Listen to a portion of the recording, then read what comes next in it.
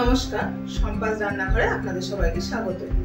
তো আজকের এই ভিডিওটা যদিও ভাইফোঁটার দিন করা হয়েছিল, তো নানান ব্যস্ততার কারণে ভিডিওটা পোস্ট করা হয়নি। তো আপনারা সবাই যেমন ভালোবেসে অন্য ভিডিওগুলোকে দেখেন, তো আশা করব এই ভিডিওটাও দেখবেন। আপনারা যারা ফেসবুক থেকে দেখছেন আমাদের পেজটিকে ফলো করে দেবেন, আর যারা ইউটিউব থেকে দেখছেন তারা লাইক ও সাবস্ক্রাইব করুন। ভাইফোঁটা উপলক্ষে আজ বানিয়ে নিয়েছিলাম ছেলের পছন্দের সব খাবার দাবার। যেহেতু ছেলে নিরামিষ খায়, সেই জন্যই মাছ মাংস সব বাদ দিয়ে বানিয়ে নিলাম ফুলকপির কোরমা।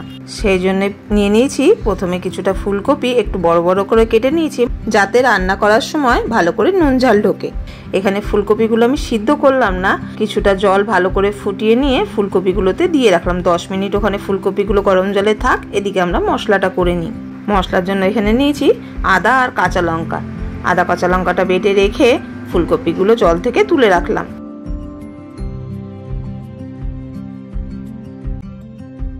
ফুলকপিগুলো জল ঝরতে থাকুক, এদিকে ততক্ষণে একটা শুকনো মশলার পেস্ট বানিয়ে নিই। তো প্রথমেই নিয়েছি ধনে গুঁড়ো, জিরে গুঁড়ো, লঙ্কা গুঁড়ো দিয়ে একটুখানি জল দিয়ে ভালো করে গুলিয়ে রেখে দেবো। মশলাগুলো তাহলে ভালোভাবে ভিজে যাবে। তবে গুঁড়ো মশলার জায়গায় যদি মশলাগুলো এখানে বেটে দেওয়া যেত, তরকারির স্বাদটা আরও দ্বিগুণ হয়ে যেত, কিন্তু হাতে সময় কম থাকায় আমি গুঁড়ো মশলাতেই করে নিলাম। এদিকে ফুলকপির জলটাও ঝরে গেছে, কড়া গরম করে তেল দিয়ে ফুলকপিগুলোকে একটু হালকা করে ভেজে তুলে নেব। এই যে দেখুন, ঠিক এরকম লাল লাল হলেই তুলে নেবেন। ফুলকপিগুলো ভাজা হয়ে গেছে, তুলে রেখে দিয়ে এবারে ওই কড়াতে আরও 2 চামচ মতন তেল দিয়ে দেবো। তারপর এতে দিয়ে দেবো গরম মশলা, জিরে, তেজপাতা, শুকনো লঙ্কা, দারচিনি, এলাচ, লবঙ্গ সব ফোড়নে দিয়ে একটুখানি ফোড়নটা নেড়ে দিয়ে দেবো আদা আর কাঁচা লঙ্কা বাটাটা। আদা কাঁচা লঙ্কা বাটাটা একটু নাড়া হয়ে গেলে গুঁড়ো মশলার পেস্টটাও দিয়ে দেবো। গুঁড়ো মশলার পেস্টটা দিয়ে ভালো করে নাড়িয়ে যখন দেখবেন একটুখানি তেল ছেড়ে এসছে, সেই সময় এখানে দিয়ে দেবো পনির আর 4 মগজ বাটা। এই 3-4 কিউব পনির আর 1 টেবিল চামচ 4 মগজ দিয়ে বেটে নিলেই হয়ে যাবে। তো 4 মগজ আর পনির বাটাটা দিয়ে ভালো করে নাড়তে থাকতে হবে, নাহলে কিন্তু তলায় লেগে যেতে পারে। ভালো করে সব মেশানো হয়ে গেলে এর মধ্যে দিয়ে দেবো একটুখানি বাটি ধুয়ে জল। ব্যাস, এটা দিয়ে ভালো করে কষতে থাকুন যতক্ষণ না তেলটা বেরিয়ে আসে। মশলাটা পুরো কষানো হয়ে এসছে, এই সময় দিয়ে দেবো 2 টেবিল চামচ টক দই ভালো করে ফেটিয়ে। টক দইটা দিয়ে ভালো করে নাড়তে থাকতে হবে, নাহলে কিন্তু দইটা কেটে যেতে পারে। ব্যাস, মশলাটা কষানো হয়ে এসছে। মশলা দিয়ে তেল বেরিয়ে এলে দিয়ে দেবো ভাজা ফুলকপিগুলো। ভাজা ফুলকপিগুলো দিয়েও একটুখানি ভালো করে নাড়াচাড়া করে নিয়ে ওপর থেকে দিয়ে দেবো স্বাদ মতন নুন। নুনটা আমি প্রথমে দিইনি, যাতে কপিটা নরম হয়ে যেতে পারে। ব্যাস, কপিটা দিয়ে নুন দিয়ে ওপর থেকে দইয়ের বাটিটা ধুয়ে আর একটুখানি জল দিয়ে দিলাম। ভালো করে একটু মিশিয়ে নেওয়া হয়ে গেলে এবারে দিয়ে দেবো একটু 2-3 মিনিটের জন্য ঢাকনা। 2-3 মিনিট পর ঢাকনা খুলে এবারে কপিটাকে নাড়িয়ে নাড়িয়ে কষতে থাকবো যতক্ষণ না এই জলটা পুরো শুকনো হয়ে আসে। মশলাটা কষতে কষতে খেয়াল রাখতে হবে নিচের দিকে যেন লেগে না ধরে। যারা নিরামিষ খায় তাদের জন্য কিন্তু এই ফুলকপির কোরমাটা খুব ভালো একটি রেসিপি। এখানে ফুলকপির জলটাও শুকিয়ে এসছে। ব্যাস, এবারে এখানে দিয়ে দেবো স্বাদ মতন চিনি। যেহেতু রান্নায় দই ব্যবহার করেছি, একটু চিনি না দিলে কিন্তু খেতে ভালো লাগবে না। চিনি দেওয়ার পরে একটুখানি নাড়িয়ে নিয়েই এখানে দিয়ে দেবো অল্প করে গরম জল। গরম জলটা দিলে তরকারির রঙটা কিন্তু ভীষণ ভালো থাকে। ব্যাস, সব রেডি হয়ে গেল। এইবারে দিয়ে দিলাম আরও 5 মিনিটের জন্য ঢাকনা। ব্যাস, 5 মিনিট পরে ঢাকনা খুলে ওপর থেকে দিয়ে দেবো একটু কসুরি মেথি আর 1 চামচ ঘি। হয়ে গেল আমাদের ফুলকপির কোরমা রেডি। এরপর চলে যাব পরের রান্নায়। তো এখানে মিক্স ফ্রাইড রাইস করব। তবে আজকের মিক্স ফ্রাইড রাইসটা যেটা বানাবো এটা একটু অন্যরকম, সঙ্গে থেকে পুরো ভিডিওটা দেখবেন। তার জন্য জলটা যখন গরম হয়ে এসছে ওর মধ্যে দিয়ে দিলাম 1 চামচ সাদা তেল। তেলটা দিলে ভাতগুলো বেশ ঝরঝরে হয়। ব্যাস, ভাতটা যখন 80% হয়ে আসবে তখন ভাতটাকে নামিয়ে নেব। ভাতটা একটু ঠান্ডা হোক, ততক্ষণে বানিয়ে নিই চাটনিটা।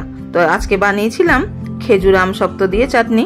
তো তার জন্য প্রথমেই কড়াইয়ে তেল দিয়েছি। তেলটা একটু গরম হয়ে গেলে একটু 5 ফোড়ন আর একটা শুকনো লঙ্কা দিয়ে দিলাম। ফোড়নটা ভাজা হয়ে গেলে দিয়ে দেবো 2 বড় টমেটো কেটে। টমেটো দিয়ে একটু নাড়াচাড়া করে দিয়ে দেবো পরিমাণ মতো নুন আর হলুদ। নুন হলুদ দিয়ে টমেটোটাকে বেশ ভালো করে নেড়ে নেড়ে একটুখানি ভেজে নেবো, যাতে টমেটোর কাঁচা গন্ধটা চলে যায়। এরপরে দিয়ে দেবো কাটা খেজুর। খেজুরটা দিয়ে টমেটো আর খেজুর সব একসঙ্গে ভালো করে মিশিয়ে নিয়ে দিয়ে দেবো একটু 5 মিনিটের মতন ঢাকা। মিনিট 5 পর ঢাকা খুলে ভালো করে একটুখানি নেড়ে চেড়ে নেবো। এখানে টমেটো আর খেজুরটা বেশ নরম হয়ে এসছে, খুন্তি দিয়ে একটু ভালো করে নাড়াচাড়া করলেই বেশ মাখামাখো হয়ে যায়। ব্যাস এবারে দিয়ে দেবো পরিমাণ মতন চিনি। আপনারা চাইলে চিনির বদলে গুড়ও ব্যবহার করতে পারেন। চিনি দেওয়ার পরে দিয়ে দেবো অল্প করে জল আর দিয়ে দেবো কিছুটা কিশমিশ। সবগুলো একসঙ্গে দিয়ে ভালো করে নাড়িয়ে নিয়ে আবার একটুখানি ঢাকা দিয়ে দেবো। 3-4 মিনিট ঢাকা দিয়ে রেখেছিলাম, চাটনিটা বেশ হয়ে এসছে। এইবারে দিয়ে দেবো এখানে আমশক্ত। আমশক্তটা সবার শেষে দিলে বেশ গোটা গোটা থাকে, মুখে পড়লে খেতেও কিন্তু দারুণ লাগে। আমশক্তটা দেওয়ার পরে মিষ্টিগুলোকে ব্যালেন্স করার জন্য দিয়ে দেবো এখানে একটা লেবুর রস, আর সব শেষে দেবো এখানে একটা ভাজা মশলা। এই ভাজা মশলাটা দিলে চাটনিটা হয়ে ওঠে স্বাদে আর গন্ধে ভরপুর। ব্যাস রেডি হয়ে গেল আমাদের খেজুর আমশক্তের চাটনি। এবার বানিয়ে নেবো মিক্সড ফ্রাইড রাইস। তার জন্য এখানে প্রথমেই কড়াইয়ে সাদা তেল গরম করে নিয়েছি, তার মধ্যে দিয়ে দিয়েছি অল্প করে নুন।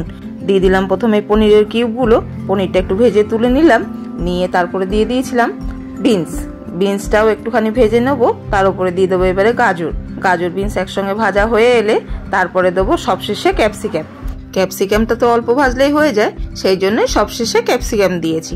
অনেকেই ক্যাপসিকামটা পছন্দ করেন না, কিন্তু ক্যাপসিকাম দিলে পনির আর ক্যাপসিকাম মিলে রাইসের গন্ধ আর স্বাদ দুটোই কিন্তু বাড়িয়ে দেয়। আপনাদের সঙ্গে কথা বলতে বলতে সবজিগুলো ভাজা হয়ে গেছে। এবার সবজিগুলো ছেঁকে তুলে নিয়ে তার মধ্যে আর একটুখানি সাদা তেল দিয়ে দেবো, দিয়ে তাতে দিলাম 2 টুকরো দারচিনি, 4-5টা এলাচ। এলাচ আর দারচিনি একটুখানি নেড়ে নিয়ে ওর মধ্যে দিয়ে দেবো কাজু, টমেটো আর একটু আদা পেস্ট। এখানে আমি নিয়েছি একটা বড় টমেটো, 8-10টা কাজু আর 2 ইঞ্চি মতন আদা। আপনারা আপনাদের প্রয়োজন মতন মশলাটা অ্যাডজাস্ট করে নেবেন। তো মশলাটা কষানো হয়ে এসছে, এই সময় দিয়ে দেবো ভাজা পনিরগুলো। ভাজা পনিরটা দেওয়ার পরেও খানিকক্ষণ একটুখানি কষিয়ে নেবো। যখন একটুখানি কষানো হয়ে গেছে এরপরে দিয়ে দেবো জল ঝরানো ভাত, তবে পুরোটা একসঙ্গে দেবো না। প্রথম দিকে অল্প করে ভাত দিয়ে মশলা আর পনিরের সঙ্গে মাখিয়ে নিয়ে ওপর থেকে আরও কিছুটা ভাত দিয়ে তার উপরে দিয়ে দেবো ভাজা সবজিগুলো দিয়ে তার উপর থেকে দিয়ে দেবো স্বাদ মতো নুন। এরপর সবগুলোকে ভালো করে মিশিয়ে নেব। পুরো ওপর নিচ করে উল্টে পাল্টে ভালো করে নাড়িয়ে নিয়ে ওপর থেকে দিয়ে দেবো আরও বাকি ভাতটুকু। পুরো ভাতটা দিয়ে দেওয়ার পরে ভালো করে আর একবার সব মিশিয়ে নেব। বেশ নেড়ে চেড়ে হালকা হাতে মেশাতে হবে।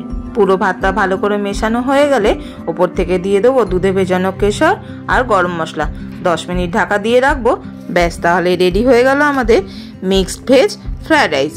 ব্যাস সব শেষে করে নিয়েছিলাম কটা কুমড়োর বড়া, কিন্তু তাড়াহুড়োর জন্য আর ভিডিও করা হয়নি। তো ছেলেকে পরিবেশন করে দিলাম। তো ভিডিওটি কেমন লাগলো কমেন্ট করে জানাবেন। আমাদের চ্যানেলটিকে লাইক ও সাবস্ক্রাইব করে দেবেন।